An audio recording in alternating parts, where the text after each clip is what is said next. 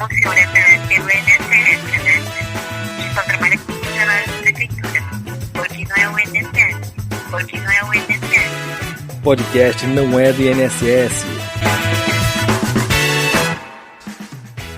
Olá, seja muito bem-vindo ao podcast Não é do INSS, é o primeiro podcast 100% feito de RPPS para RPPS. Toda semana tem episódio novo aqui e, como falado aqui já no episódio anterior, continuamos falando com Manaus Previdência hoje. Para você que nos ouve aqui na sua plataforma de streaming favorita, seja qual estiver aqui, dá uma conferida lá que tem um sininho para fazer a notificação. E aí você recebe as novidades do nosso canal, todo episódio novo que chega você vai ficar ciente e ainda vai ajudar o nosso canal a crescer um pouquinho mais. E para quem ainda não nos conhece nas redes sociais, é só buscar pela @não é do INSS, que a gente está nas principais redes. Hoje aqui com a gente então, como eu falei, Manaus Previdência, assim como no episódio anterior, e agora o papo aqui é com o Superintendente de Investimentos, Flávio Rodrigues de Castro. Tudo bom, Flávio? Opa, tudo bem, Rafael? Um prazer estar aqui com você e obrigado aí pelo convite. A gente que agradece aí. Flávio, primeiro falar um pouquinho aí sobre a tua atual jornada aí no Manaus Previdência. Há quanto tempo que você está aí no Instituto, trabalhando nessa parte de investimento aí? Para passar para o pessoal um pouquinho aí sobre quem é o Flávio. Eu ingressei nos quadros da Manaus Previdência através de concurso público, né, no final de 2015. E aí em junho de 2000, na verdade, no final de 2015, início de 2016, eu já passei a pertencer ali ao Comitê de Investimentos, né? Foi meu primeiro contato aqui com a parte de investimentos na Manaus Previdência. Mas eu já tinha uma experiência anterior, porque eu trabalhei 10 anos numa instituição financeira, então já tinha um contato com essa parte do mercado financeiro. E em junho de 2017 eu recebi o convite para assumir essa função de gestor da carteira, né, ocupando o cargo de superintendente de investimentos. E nisso aí, hoje a tua qualificação já é de CGA, se não me falha a memória aqui, pelo que eu tinha conferido, você já é CGA, já não é mais CPA 10, CPA 20, a Ambima já tá curtindo já aí a tua certificação. A minha primeira certificação acho que foi lá em 2006, 2007, quando eu trabalhava nessa instituição financeira ainda. Lá eu tirei a CPA 10, depois fui para a CPA 20, depois tirei outras certificações atreladas ao mercado financeiro, mas não da Ambima.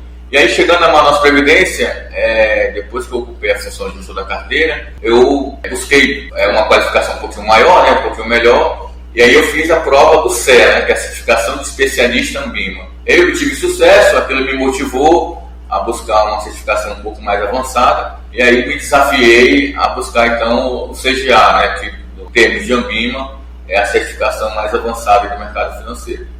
E aí tive um pouquinho de trabalho, eu confesso, né, tive que me dedicar bastante, porque realmente são várias áreas ali de conhecimento, né, economia, contabilidade, estatística, né, até um pouco de legislação também do mercado financeiro, mas aí depois de um pouco de dedicação eu obtive êxito. E foi legal porque depois que eu obtive êxito nessa certificação, o colega que trabalha comigo também, que é o atual gestor de riscos da carteira, Fernando Cristianan, ele também fez certificação e também obteve aprovação na CGA. Então hoje a equipe de investimento da Manaus Previdência tem pelo menos 2 profissionais aí certificados com a CGA Ambima. Pô, legal isso aí. Se eu conseguir o CEA, pra mim já tá de bom tamanho. Olha, vai ser o meu próximo alvo, na verdade. A sua certificação profissional, já conseguiu emitir ela já?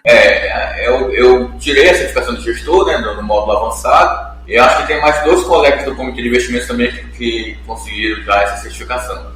Um no módulo avançado e o outro no módulo intermediário. Para passar um pouquinho do feedback teu aí, que passou por essa certificação avançada aí pro pessoal, é muito difícil de conseguir essa certificação? Pois eu acho a certificação do Instituto TOTO, ela bastante factível, assim, ela não é uma prova muito complexa, sabe? É uma prova bem objetiva, não requer uma capacidade analítica muito profunda, é aquela questão que você sabe ou não sabe, não tem muito o que pensar. Então achei assim, a prova bastante tranquila. É claro que o edital é bastante extenso, né? Requer conhecimento na área de investimentos, mas também requer conhecimento na área de atuária, de previdência, né? Então existe um pouco mais além do conhecimento na área de investimentos. Mas é uma prova bastante tranquila, acho que quem se dedicar ali um pouquinho e fazer uma boa preparação consegue a aprovação assim, sem problemas. Trazendo um pouquinho aí sobre o Manaus Previdência agora, né?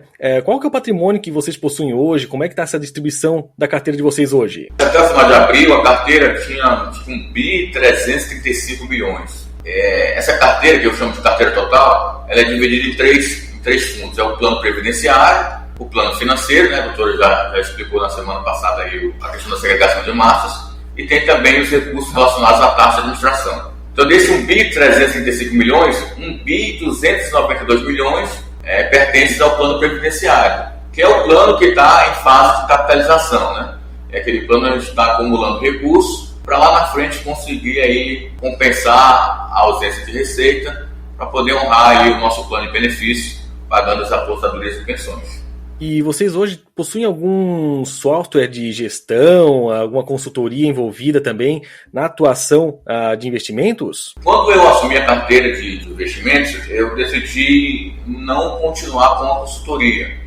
O principal motivo é porque eu queria provocar no comitê de investimentos uma necessidade de qualificação própria, né? De capacitação própria e de tomada de decisão própria, sem terceirizar nada nesse processo. Então a gente está sem consultoria de investimentos desde então. O que nós temos é um software de análise de investimentos, né? Onde a gente faz comparações entre fundos de investimentos, analisa ali vários indicadores de risco e desempenho dos ativos que a gente olha no mercado financeiro. É um software, uma alocação de software que a gente tem já acho que uns 3 ou 4 anos. Toda a outra parte de controle da carteira é feita manualmente pelo nosso gestor de riscos, e ele utiliza realmente o Excel.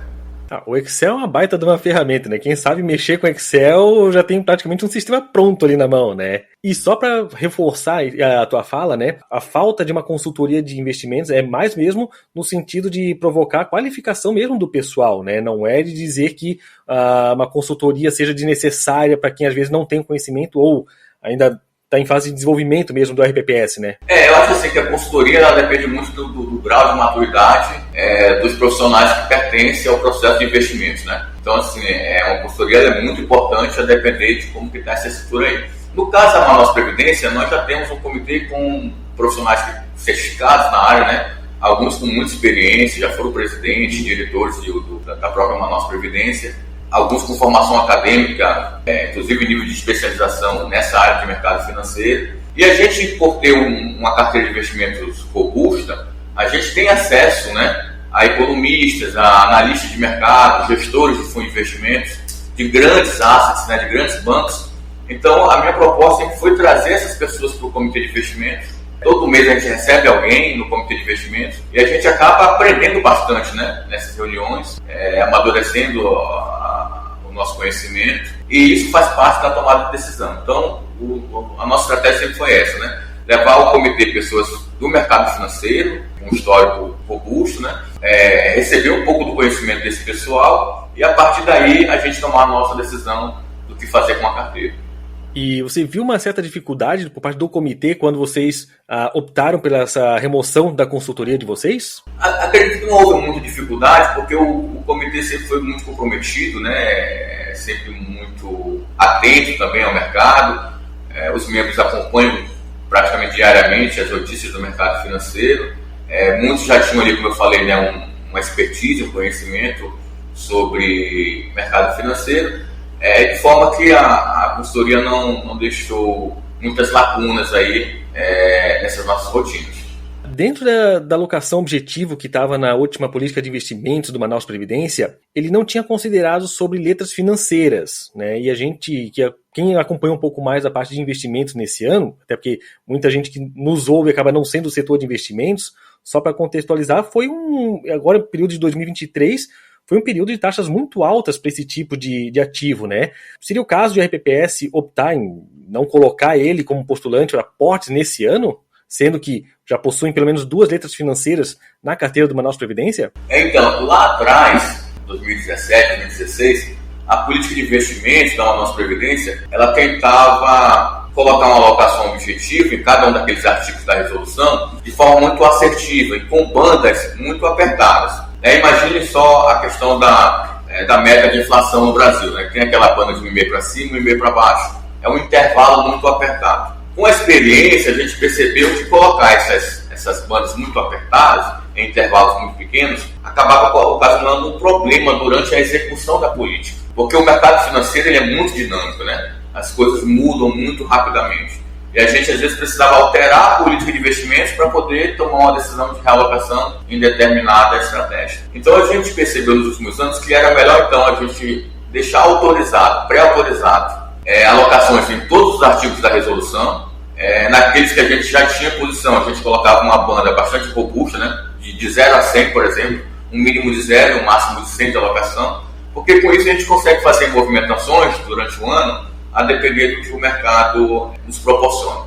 E isso aconteceu, por exemplo, no ano passado, em 2022. Na política de 2022, a gente autorizou todos os artigos, mas não colocou como alvo nada relacionado à letra financeira. Mas acontece que o mercado estressou um pouco, né? A gente fala que estressou porque as taxas de juros subiram bastante, de forma que alguns bancos, inclusive bancos muito sólidos, né, classificados como S1 lá no Banco Central, começaram a oferecer letras financeiras com taxas bem acima da meta atuarial. Então a gente acabou percebendo que isso era uma oportunidade. Claro que a gente analisou com muito cuidado a questão financeira do banco, né?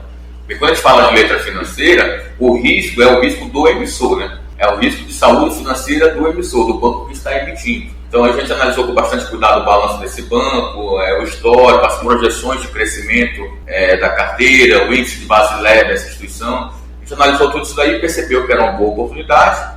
Essa relação entre a taxa oferecida e o risco que a gente estava correndo, né? Essa relação risco-retorno, estava bastante interessante. A gente acabou, então, ano passado, adquirindo essas letras financeiras. Na política de investimentos desse ano, de 2023, a gente já tem, né, essa autorização lá bem definida, e a gente deixou um intervalo de bandas lá também bastante interessante, porque caso a gente perceba que um nível de taxa interessante volte a aparecer no mercado, a gente leva isso para o comitê, faz essa análise, quem sabe a gente não adquire novamente. E para esse ano vocês chegaram a fazer alguma aquisição de letra financeira? Nós adquirimos ano passado, né? Dessa instituição, adquirimos acho que 2 letras, uma com vencimento em 27, acho que a outra em 29, não lembro agora, mas foram vencimentos distintos, uma taxa bem acima da meta atuarial, e como eu disse, né, essa aquisição só foi possibilitada porque a gente olhou bastante a situação financeira do banco, e é um banco muito sólido, um banco em amplo crescimento, um dos maiores bancos privados do país, e que é classificado lá no Banco Central como S1, né, o que nos dá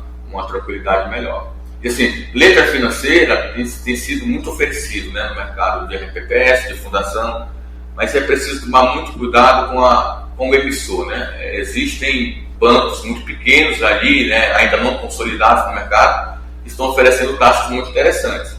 Então, se o RPPS for tomar essa decisão baseada apenas na taxa oferecida, olhando apenas a rentabilidade, não olhando o risco, pode ser que ele tenha um problema lá no futuro, né? Então a gente tentou equacionar aí essa questão do risco e retorno, chegamos à conclusão de que essa letra financeira aí era uma boa opção. E além da parte de letra financeira, a alocação objetivo de vocês dentro da política de investimentos também fazia previsão em ETFs de renda fixa e de renda variável, né? Só que na tabela de limites de alocação eles estavam dados como 0% para 2023. Vocês têm a intenção de buscar a oportunidade nesse tipo de produto? Sim, essa questão dos ETFs a gente tem analisado já acho que há uns 2 ou 3 anos, mas ainda não chegou o momento de colocarmos na carteira. Porque assim, o ETF, ele em geral, ele é um ativo passivo, né? Ele segue determinado índice. Então, se você quer buscar, por exemplo, um alfa, né, um prêmio maior na renda variável, é preferível que você faça isso através de um fundo de ações de gestão ativa. Que aí você dá a possibilidade do gestor de tentar superar ali o benchmark, né? Então, se você olhar, por exemplo, na carteira da Manaus Previdência, a parte de renda variável, mais especificamente de fundos de ações, todos os nossos fundos de ações são de gestão ativa. Que a gente entende que no mercado acionário brasileiro ainda há muita desinformação, né? A eficiência informacional não é tão grande, de forma que o gestor consegue buscar um alfa ali de forma mais eficiente, e esses fundos ativos eles têm um histórico de desempenho muito melhor do que aqueles fundos passivos que só replicam o Ibovespa, ou IBX, ou o IDIF. Então, assim, o ETF vai chegar um momento em que a gente vai perceber que talvez essa relação entre gestão ativa e gestão passiva está começando a se equilibrar, e aí faz sentido você ir com um ETF, até porque ele tem um custo menor em comparação com um fundo de ações, né? Agora, na renda fixa, Rafael, a gente montou como estratégia até uma espécie de imunização da carteira. A gente resolveu colocar boa parte da renda fixa em título público federal marcado na curva, né? E com isso a gente reduziu sensivelmente a volatilidade da carteira e nos aproveitamos das taxas que estavam sendo oferecidas no mercado naquele momento, né? Boa parte, não todos os títulos, mas boa parte dos títulos que nós compramos na carteira, eles oferecem taxa hoje acima da meta atuarial. Então, foi uma estratégia necessária lá em 2021, 2022, porque na época a Selic estava em nível baixo, né, e as taxas de juros dos títulos públicos estavam começando a subir, a gente resolveu fazer esse encarteiramento aí, pelo menos quase metade da carteira de título público. E além de você mitigar bastante a volatilidade, você consegue manter um nível de rentabilidade sua para longo prazo, né? Esse que é o diferencial de um título público em relação a qualquer outro instrumento de renda fixa. Sem dúvida. Eu costumo dizer que o maior concorrente do mercado de capitais no Brasil é o Tesouro Nacional, né?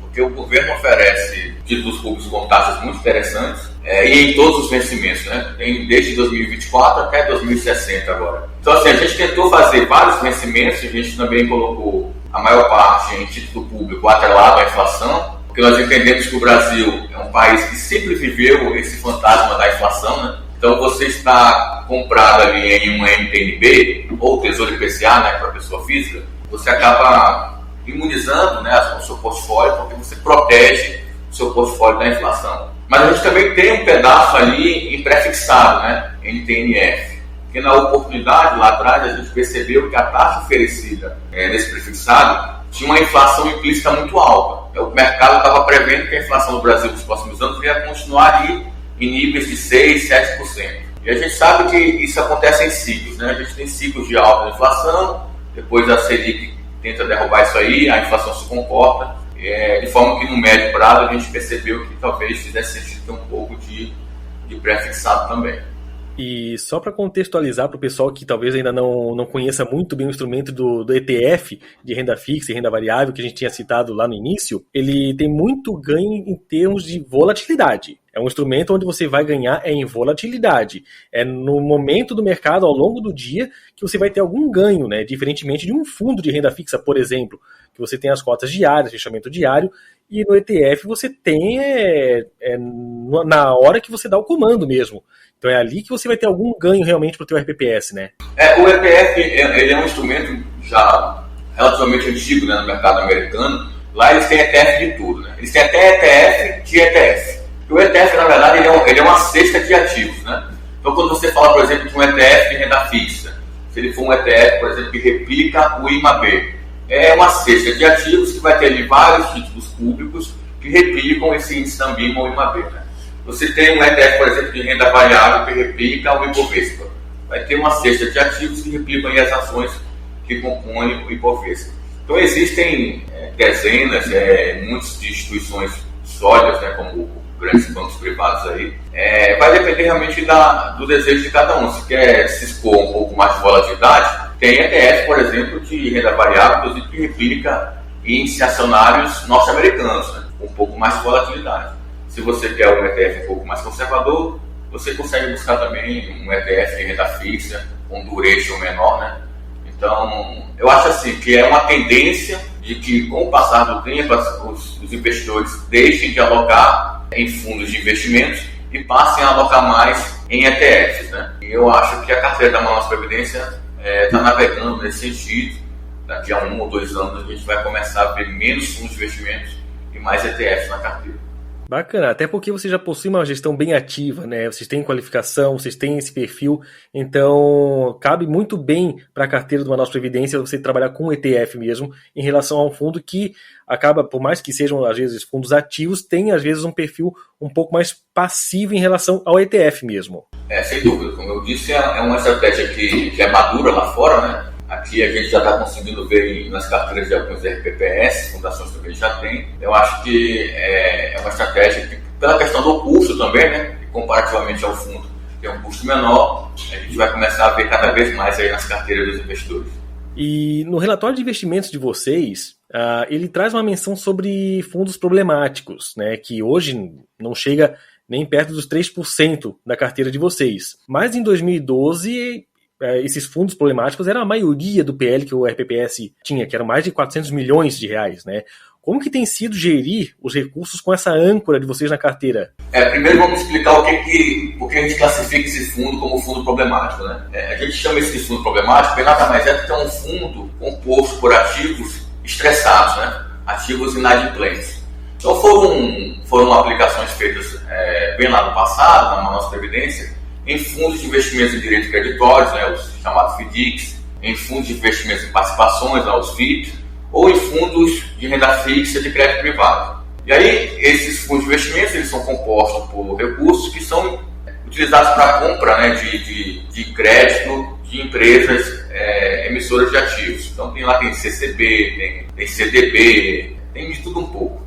De forma que, com o passar do tempo, essas empresas ficaram inadimplentes, deixaram de pagar as obrigações com o fundo e o fundo ficou sem caixa para pagar os resgates dos investidores. Então, a partir daí, a gente diz que o fundo está estressado, né, ele sofreu default e a gente então classificou ele como problemático. E ele é problemático não só porque ele está fechado para resgate, mas ele é problemático porque os ativos acabaram virando várias ações judiciais e alguns ativos físicos eles têm muito problemas na manutenção. A gente tem, por exemplo, um fundo que tem um prédio inacabado lá em Belo Horizonte ou tem um prédio inacabado lá no Rio de Janeiro. Então é uma série de problemas que por isso a gente classifica o fundo como problemático. O que a nossa Previdência tem feito, no sentido de tentar reduzir, né, essa exposição, primeiro foi o seguinte: a gente percebeu ainda lá em 2015, 2016, que quem fazia a gestão desses fundos acabava ocultando o que de fato estava acontecendo, né? A gente tinha dificuldade de conhecer a carteira do fundo e ter acesso ao patrimônio desses fundos no detalhe. Então foi feito um movimento junto com outros RPPS, cotistas desses fundos, para que a gente chamasse a Assembleia Geral de Cotistas e destituíssem esses antigos gestores, em alguns casos até administradores também, para colocar novas instituições lá que pudessem realmente abrir a caixa preta, né, e ter acesso aos ativos do fundo. Então dessa forma foi feito, foram feitas várias assembleias, a gente conseguiu substituir o gestor de vários desses fundos, e aí a gente realmente conheceu o que estava acontecendo. E aí esse novo gestor, ele ingressou e começou a fazer várias rodadas de negociações, né, com os devedores do fundo, aqueles que não puderam fazer negociação de forma extrajudicial, o fundo ingressou com ação judicial de execução, de cobrança ou de responsabilização, e com isso a gente começou a receber, né, algumas amortizações, algumas devoluções de recursos que tinham sido aplicados lá no passado. Mas você falou aí que ao final de 2012, pouco mais da metade da carteira da nossa Previdência eram aplicados nesse tipo de fundo, né? E hoje tem um pouco menos de 3% aí da carteira. Isso se deve porque a gente deixou de aplicar nesse tipo de fundo, né, problemático, e porque todo o restante da carteira foi aplicado em ativos saudáveis, né, em fundos de investimentos realmente saudáveis. Com o passar do tempo, fez com que esse número do problemático realmente caísse substancialmente, saísse lá da casa de 50%, e hoje acho que está em um pouco mais de 12%. Dado esse atual cenário econômico que a gente está vivendo, vocês acreditam que vocês consigam alcançar a meta atuarial para esse ano de 2023? Quais são as estratégias que vocês possuem agora para o atingimento dessa meta? Meta atuarial é sempre um grande desafio, né? Até porque a nossa meta ela é composta pelo IPCA, mais uma taxa real de juros, né? E o IPCA é sempre uma incógnita, né? É sempre uma dúvida no Brasil. Mas para esse ano, eu estou bem otimista. Eu acho que a gente deve sim bater a meta atuarial. A nossa estratégia é, como eu falei, deixar boa parte da carteira na renda fixa marcada na curva para ter pouca volatilidade e buscar essa volatilidade na renda variável. Então a gente tem uma exposição relevante na Bolsa Brasileira. A gente está com 20% da carteira, um pouco mais do que isso na Bolsa Brasileira. Temos outros 9% em fundos de ações no exterior.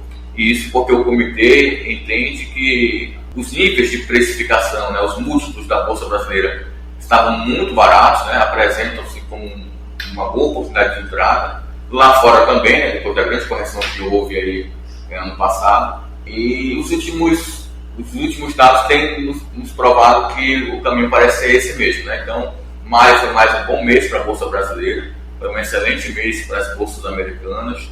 A gente deve ter um resultado bastante positivo em maio. Eu acredito que, apesar de que haja uma volatilidade natural na renda variável, ao longo do tempo a gente deve ter um resultado positivo no ano e cumprir a meta atuarial.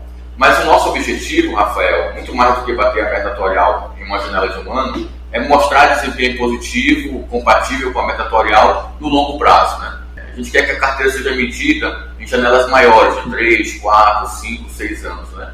Porque a gente sabe que na renda variável e até em alguns ativos de renda fixa no Brasil, esse desempenho costuma vir realmente com médio e longo prazo, né?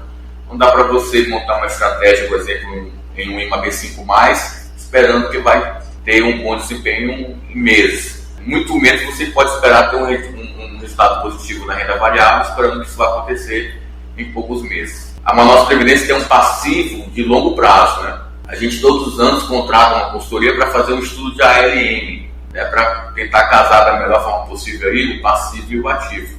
Então a gente consegue identificar com muita clareza que o nosso passivo é um passivo de 10, 15, 20 anos. Então isso nos possibilita também colocar o ativo, né, que é a carteira de investimentos, em uma estratégia também de médio e de longo prazo. Lá na frente a gente conseguir medir realmente se a carteira tem sido eficiente ou não.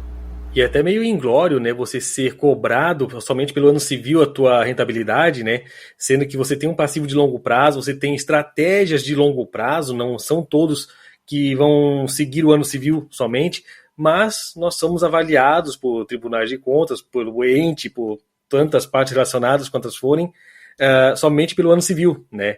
Então você tem essa instrução de que você tem estratégias que são de longo prazo, é interessante você trazer para eles, para que possam entender, às vezes, o comportamento da sua carteira. Dificilmente algum RPPS aqui no Brasil, nos últimos 3 anos, tenha batido meta em todas as vezes. Acredito eu que se bateu em uma já estava valendo, já, né? Que 2020, 21, 22 foram anos, para alguns, terríveis. Outros tiveram um pouco mais de tranquilidade, mas ainda assim, dificuldades em bater meta atuarial. Então, realmente, você entender que a meta ela é para um longo prazo, te faz ver que talvez a tua meta no ano civil seja algo secundário mesmo, em relação ao que você tem de ativos e passivos realmente a pagar. E essa discussão, né, de medições anuais é uma coisa que está indo até agora para o Ministério da Fazenda em relação à meta de inflação, né? Porque no Brasil também mede-se a inflação anualmente, né? Eu acho que o correto é medir isso numa média móvel de 12, 18 ou 24 meses. Então eu acho que a Secretaria, o Ministério da Previdência, na verdade, né, avançaria bastante se pusesse essa regra de média móvel nas avaliações atuariais, né? Então, ao invés de avaliação atuarial se dar em uma fotografia de 31 de dezembro do ano anterior, ela poderia pegar uma média móvel de 12, 18, 24 meses do que aconteceu na carteira de investimentos, né? Isso traria um pouco mais de realidade, né, para a avaliação atuarial. Porque, veja, se a carteira de investimentos tem uma volatilidade muito alta, o que ela representa em 31 de dezembro pode ser completamente diferente do que ela vai representar no dia 3 ou 4 de janeiro. Concorda, né? Já que ela está com uma volatilidade muito robusta. Então, acho que essa média móvel ajudaria bastante aí, nas avaliações atuariais. Para quem trabalha em investimentos, já viu de repente o comportamento da carteira no meio do mês, está indo positivo, a pessoa pensa, vou resgatar tudo, fechei aqui a rentabilidade com um número bonito, positivo, mas não, você tem um passivo ainda a controlar, né? Não dá para simplesmente resgatar, mas parece que para conseguir bater meta é interessante isso. Se nos primeiros 5 dias daquele mês você entregou 5%, sei lá, em algum ativo lá, resgata tudo, fechou 5% ali. E não é essa a ideia mesmo, né? Uma gestão eficiente precisa pensar um pouco mais nessas janelas móveis. E a gente já passou por isso aqui, né? Alguns meses que estavam caminhando muito bem, e aí nos últimos 2 pregões o negócio desandou, de forma que não dá mais para comemorar até que o último pregão fecha às 17 horas, né? 16 horas. Então, a gente já passou por isso daí. E foi por isso também que a gente resolveu em comitê reduzir a volta da carteira ao longo do ano passado, né? A gente percebeu que a carteira estava muito exposta e a gente tentou aos poucos aí reduzir essa volatilidade. Flávio, queria te agradecer aí pela tua participação no nosso podcast aí, obrigado por ter aceitado o convite de conversar com a gente e deixar o espaço aberto para quem quiser tirar uma dúvida com vocês aí, da questão da carteira de vocês, quiser conversar um pouco mais da parte de investimentos, como é que faz para entrar em contato com vocês? Claro. O prazer foi todo meu, Rafael, obrigado mais uma vez aí pelo convite. Eu vou deixar meu telefone de contato porque eu prefiro usar o WhatsApp do que o telefone da mesa, né? Vou deixar aí, 92, o código de área, e o telefone é o 9442-4181. Perfeito, então. Flávio, mais uma vez, obrigado aí pela tua participação com a gente e obrigado a você que nos acompanhou até aqui. Semana que vem a gente tem episódio novo. Até lá!